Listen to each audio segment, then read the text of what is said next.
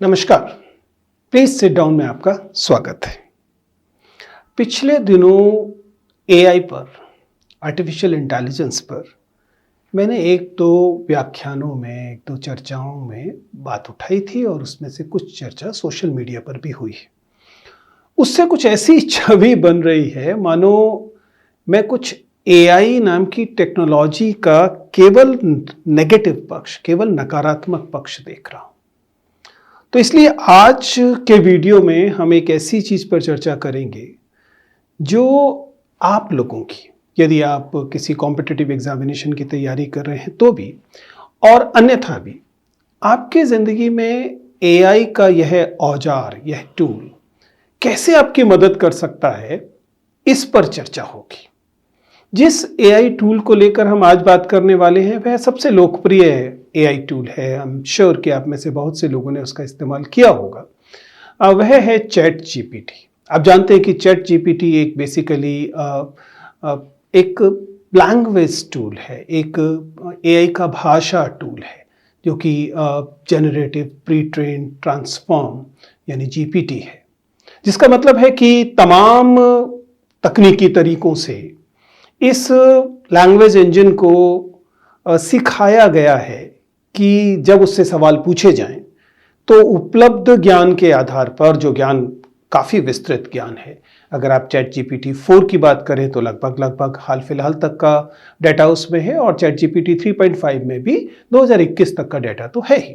तो उसके आधार पर यह औजार आपको उत्तर देता है, चैट जीपीटी आपको उत्तर देता है।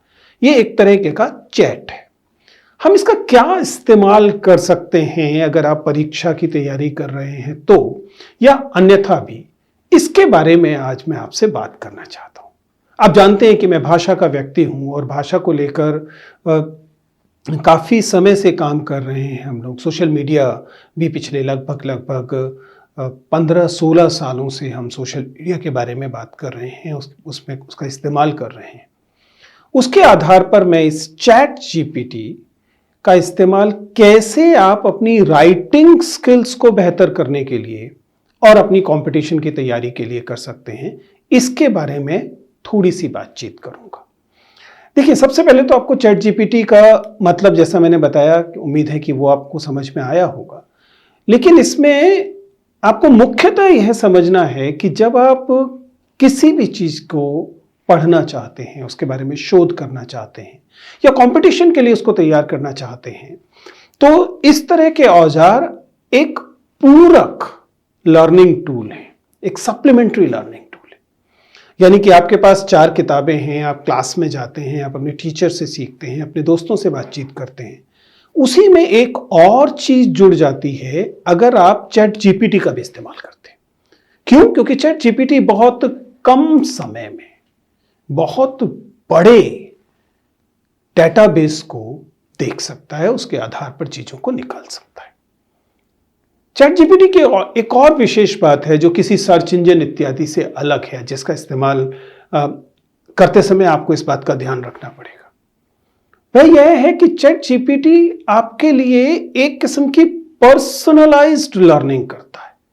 फिलहाल मेरे चैट जीपीटी के इस्तेमाल में मैंने इस पक्ष का सबसे ज्यादा फायदा देखा। ये समझिए कि जब हम डाटा को देखते हैं, जब हम ज्ञान को देखते हैं, जब हम नॉलेज को देखते हैं, तो वो बहुत विस्तृत होती है और सबके लिए उसका उपयोग कुछ अलग अलग तरीके से होता। आपके लिए चैट जीपीटी का क्या इस्तेमाल बेहतर है, वह ठीक वही नहीं होगा जो आपके दोस्त के लिए, चाहे वो उसी प्रतियोगिता की तैयारी क्यों ना कर रहा हो। तो इसका मतलब पर्सनलाइज्ड लर्निंग जो है वो चैट जीपीटी के माध्यम से हो सकती है। मसलन अगर आप चैट जीपीटी खोलें और उससे पूछें कि बताइए मेरी प्रोफाइल के अनुसार, मैं जिस किस्म की चीजें पसंद करता हूं उसके अनुसार आज के अखबार में कौन सी चीजें महत्वपूर्ण है। अब जरा समझने की कोशिश कीजिए कि आपने जो डेटा उसे दिया, जो कि आप एक लिंक के माध्यम से दे सकते हैं, और उसके बाद आप उससे पूछ रहे हैं कि ये सारा पढ़ लो और बता दो कि इसमें से क्या क्या चीजें मेरे काम आएंगी। और चैट जीपीटी कुछ ही सेकंड्स में ऐसा करके आपके सामने रख सकता है। अखबार का डाटा अगर तुरंत अवेलेबल नहीं भी है, तभी किताबों का तो है या अन्य चीजों का तो है। तो उनका इस्तेमाल आपकी रुचि के अनुसार, आपके प्रोफाइल के अनुसार, मसलन मान लीजिए जब चैटजीपीटी में आपने अपनी प्रोफाइल बनाई, उस प्रोफाइल में आपको स्पोर्ट्स ज्यादा पसंद है, आपने मेंशन किया, आपके सवालों से उस चैटजीपीटी ने समझा कि आपको स्पोर्ट्स, खेल वाला हिस्सा पसंद है। तो जब आप चैटजीपीटी से पूछेंगे बताइए मेरी रुचि के अनुसार 2022 की या 2021 की प्रमुख घटनाएं कौन सी हैं, तो वो धनाधन बता देगा कि खेल के मैदान में क्या हुआ, क्योंकि वह जानता है कि आपकी रुचि खेल में है, बिजनेस न्यूज में उतनी ज्यादा नहीं है। और उसके अनुसार वह अपने फीडबैक को, वह उसके अनुसार अपनी उत्तर को कस्टमाइज करता है। ये तो उसकी विशेषताएं हैं।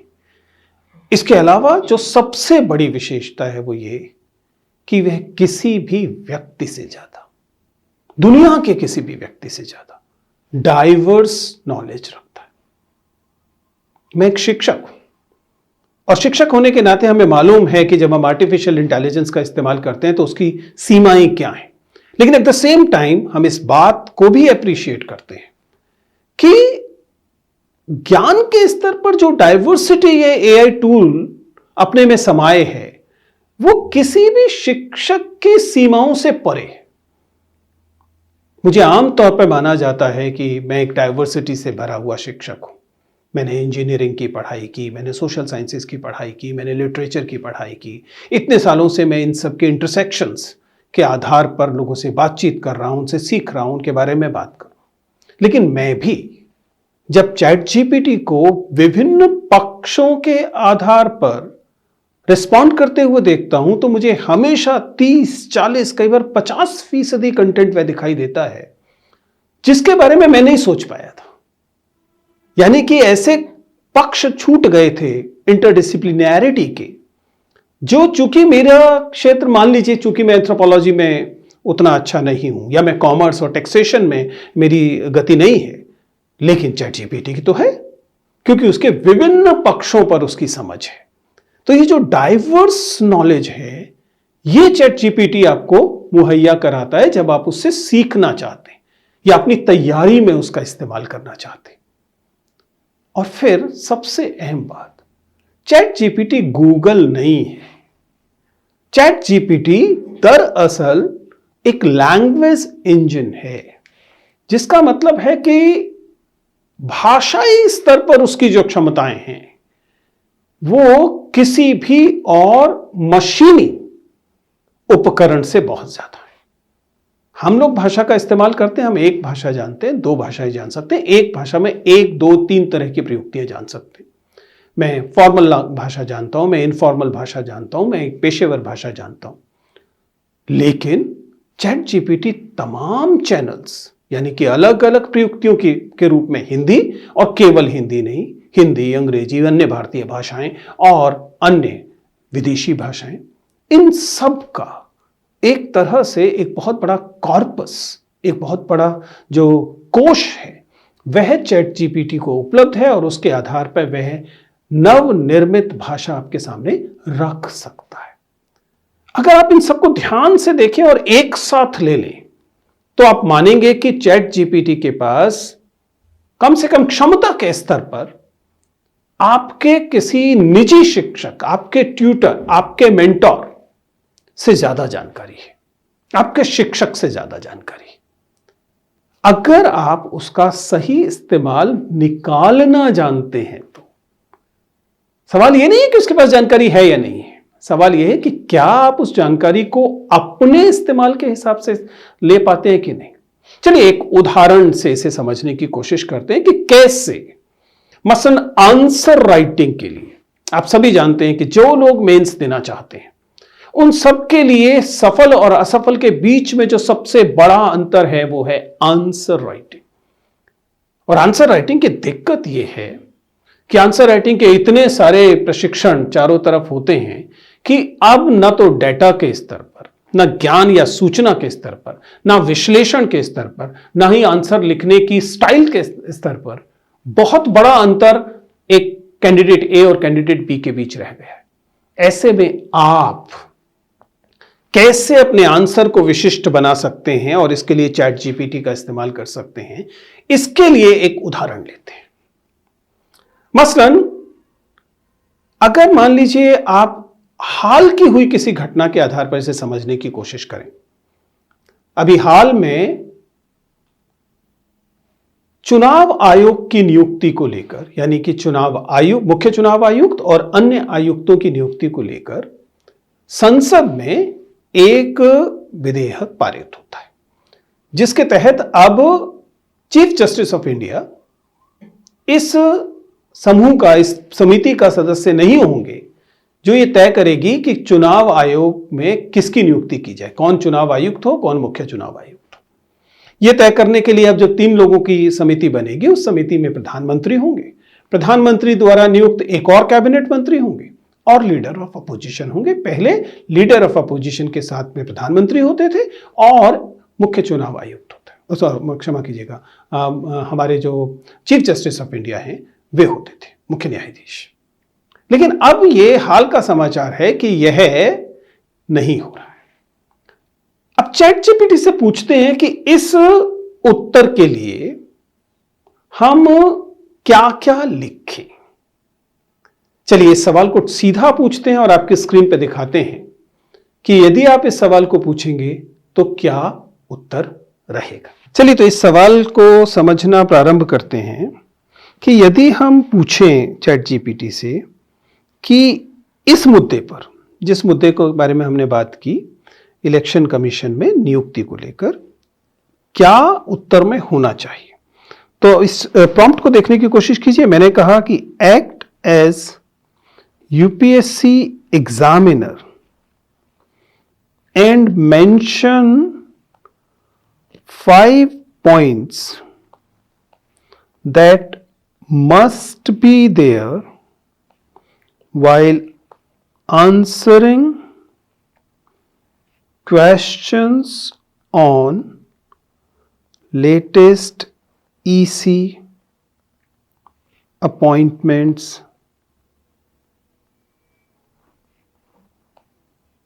इशू, और हम इससे उत्तर पाने की कोशिश करते हैं। और देखिए इनका कहना है कि इसके लिए आपको सबसे पहले लिखना चाहिए बैकग्राउंड एंड कॉन्टेक्स्ट, फिर लीगल और कॉन्स्टिट्यूशनल प्रोविजंस, फिर आर्ग्यूमेंट एंड पर्सपेक्टिव, इसके बाद इम्प्लीकेशन एंड कॉन्सिक्वेंसेस और suggestions and reform. It also mentions that your answer should be well structured, factually accurate, and should demonstrate a deep understanding of topic along with ability to critically analyze and balance viewpoints. इसी में अगर मान लीजिए आप ये भी add कर दें कि मान लीजिए इसी सवाल पर हम वापस जाएं और इस सवाल को हमने कॉपी किया, इसी सवाल को दोबारा रखा और यहां कहा कि एक्ट एज यूपीएससी एग्जामिनर, इसी के साथ में and use internet sources for research and then mention 5 points। तो अब इसके बाद आप देखेंगे कि चैट जीपीटी इस समय जो उसके पास उपलब्ध संसाधन हैं उनके आधार पर रिसर्च करने की कोशिश करता है, जिसमें बाकायदा वह latest election commission appointments issue को 2023 को सर्च कर रहा है, वेब को पर जा रहा है, अलग अलग सोर्सेज से देख रहा है और तब वह इस फैक्टर्स को ले आया है कि ये जो बिल आया है 2023 का, इसमें क्या क्या प्रावधान है वो आपके सामने इसने रिसर्च करके दे दिया। अब लीगल एंड कॉन्स्टिट्यूशन प्रोविजंस भी जहां पहले कहा था कि होने चाहिए, अब इसने बता दिया कि कौन सा आर्टिकल इसमें है। क्रिटिसिज्म और अपोजिशन का क्या कहना है, राज्यसभा में किस तरीके से उसे क्रिटिसाइज किया गया है, उस बात को भी मेंशन कर दिया, कंपैरिजन दे दिए और सजेशन एंड इंप्रूवमेंट दे दिए। अगर आप इन 2 उत्तरों को, यानी पहला उत्तर जिस समय उसने लाइव तरीके से डाटा को नहीं लिया था उसे देखें और इसी क्रम में अगर आप दूसरा उत्तर भी देखें तो आप पाएंगे कि इन दोनों उत्तरों में क्वालिटेटिव अंतर है। ये क्वालिटेटिव अंतर इस औजार द्वारा मात्र कुछ सेकंड्स में आ गया, जबकि अगर आप इस काम को खुद करते, क्योंकि एकदम लेटेस्ट हैपनिंग है, इसके लिए आपको 4 किताबें देखनी पड़ती, इसके लिए आपको कॉन्स्टिट्यूशन को रेफर करना पड़ता, इसके लिए आपको स्वाभाविक है कि न्यूज़ आइटम्स को इंडिविजुअली अलग अलग जगह जाकर देखना पड़ता, तब जाकर आप इस अंतिम निष्कर्ष तक पहुंचते, जो कि इस औजार द्वारा तत्काल कर दिया गया। मैं उम्मीद कर रहा हूं कि आप इस बात को समझ पा रहे हैं कि यदि सप्लीमेंट्री नॉलेज टूल या लर्निंग टूल की तरह इस्तेमाल किया जाए तो चैट जीपीटी वाकई एक बहुत ही मददगार औजार हो सकता है किसी भी कंपटीशन की तैयारी के लिए और सामान्यतः आपकी जिंदगी को आसान बनाने के लिए। तो आपने देखा कि कैसे एक हालिया घटना पर एक यूपीएससी एग्जामिनर की नज़र से, क्योंकि ये जो एक्ट एज यूपीएससी एग्जामिनर था ये बहुत इंटरेस्टिंग प्रॉम्प्ट था, क्योंकि आपने तो केवल एक लाइन लिखी कि एक्ट एज यूपीएससी एग्जामिनर, लेकिन ये चैट जीपीटी अपने तमाम डेटाबेस से ये समझने की कोशिश करेगा कि एक यूपीएससी एग्जामिनर को क्या क्या चाहिए होता है, और उसके आधार पर आपको फैसला देने की कोशिश करेगा, आपको सलाह देने की कोशिश करेगा कि आप अपने उत्तर में इन चीज़ों को शामिल करें। और जाहिर है कि वह इस बात का इस्तेमाल तो करेगा ही कि उसके पास जो डेटा अवेलेबल है इस बात को लेकर उसका उपयोग कैसे किया जाए।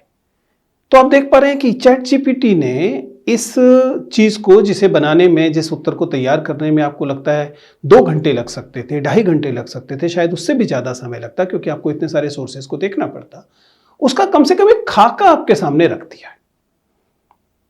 और चूंकि वह एक लैंग्वेज टूल है, इसलिए अगर आप इन उत्तरों को उसको विस्तार से लिखने को कहेंगे तो वह कर देगा। आप उसे कह सकते हैं कि इसको 150 शब्दों में इन 5 पॉइंट्स के आधार पर लिखिए, और वह आपको लिख कर दे देगा। तो आप इसका इस्तेमाल कर सकते हैं। ध्यान रखिएगा, हम कतई ये नहीं कह रहे हैं कि एआई का इस्तेमाल का मतलब ये है कि आप अपनी ओरिजिनलिटी को छोड़ेंगे।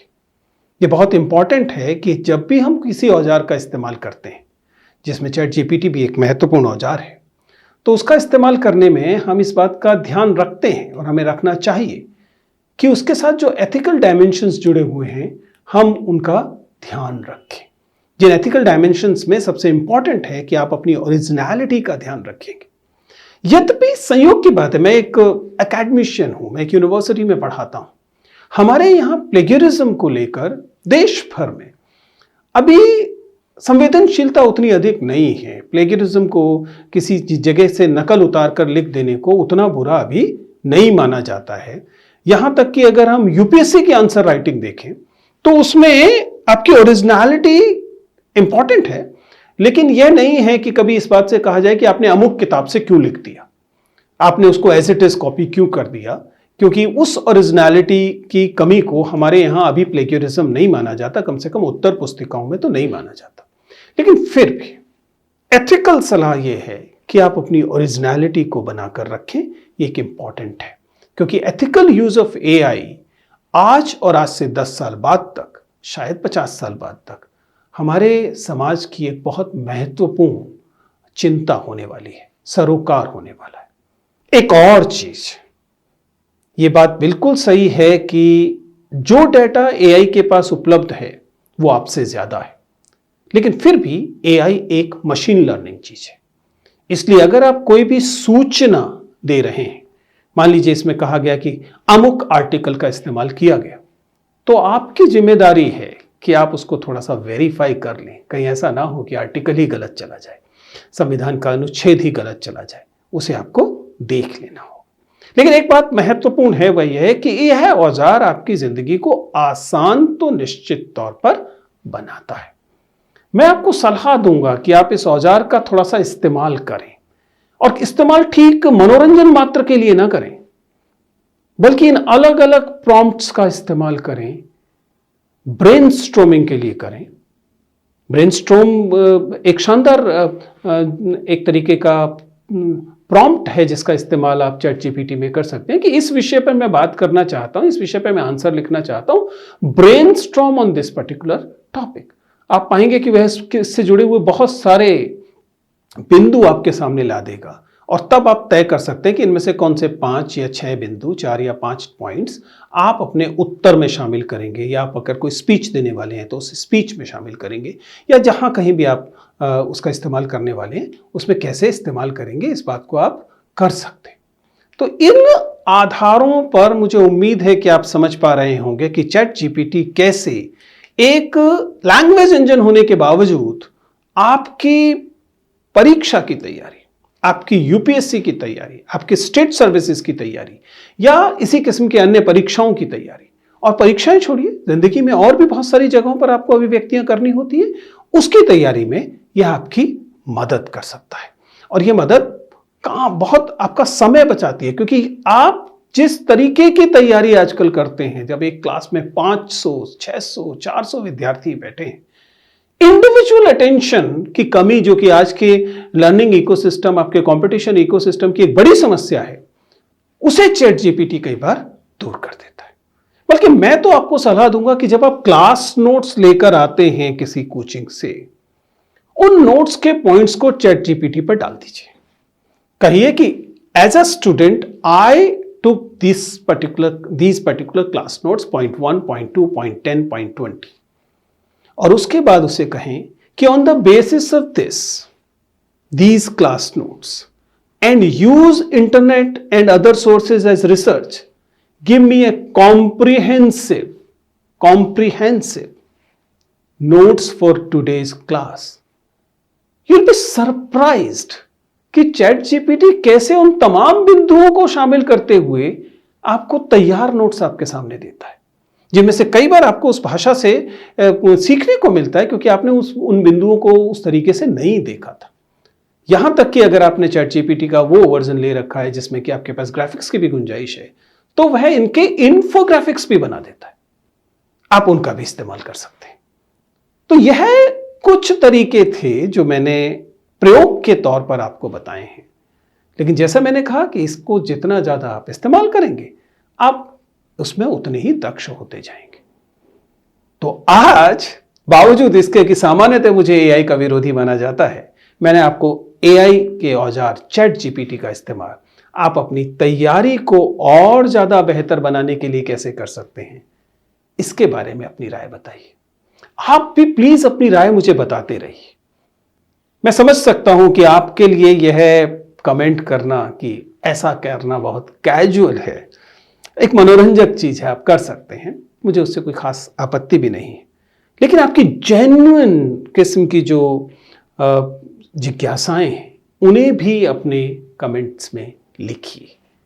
मुझे खुशी होगी आपके साथ और एंगेजमेंट करके। ऐसे विषयों के बारे में भी बताइए जिन पर आप चाहते हैं कि आगे के वीडियोस में चर्चा की जाए। आज के लिए इतना ही, शुक्रिया।